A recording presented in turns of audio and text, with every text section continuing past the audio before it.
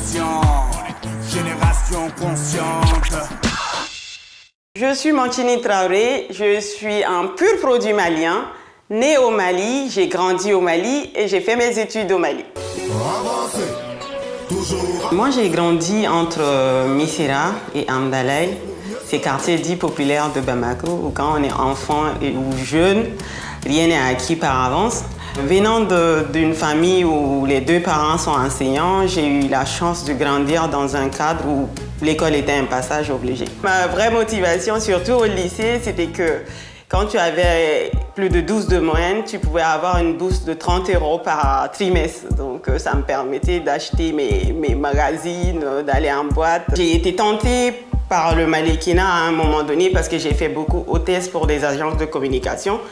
Mais dans l'adolescence, j'ai eu une maladie et donc du coup, à cause de la maladie, je ne pouvais pas vraiment faire le métier de mannequinat. Mon premier vrai emploi, je l'ai eu chez Kathleen Noël, qui est une chorégraphe haïtienne basée à Bamako depuis plusieurs années. Je n'avais jamais côtoyé le milieu de la culture. Je n'avais jamais mis les pieds au Centre culturel français, qui était le lieu de référence culturelle au Mali. La première fois que j'ai vu Kathleen sur scène, elle dansait la danse contemporaine. J'ai cru franchement qu'elle était possédée. Je dis, cette dame est possédée, je pense que je ne pourrais pas travailler avec elle. Actuellement, je suis à l'Institut français à Paris. Je suis chargée de projet.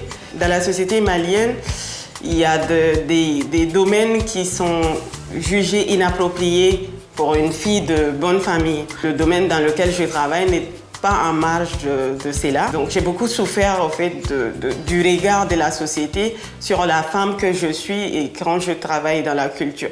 Avec des amis aussi engagés dans la culture, on a décidé de créer une association qui s'appelle Culture L.